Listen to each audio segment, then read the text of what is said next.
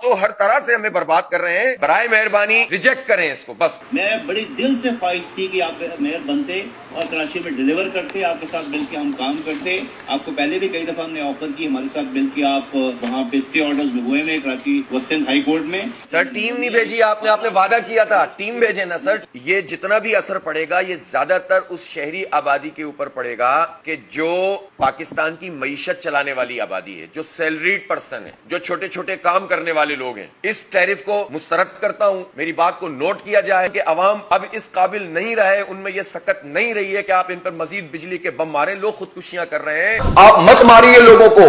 آپ middle class کو تباہ کر رہے ہیں. آپ نے غریب کو تو ویسے ہی مار دیا ہے, تو آپ یہ کام مت کریں. اور اب تو چیخیں نکل رہی ہیں انڈسٹری کی, نچوڑیں آپ کے الیکٹرک کرمنلز کو, یہ مسترد کریں.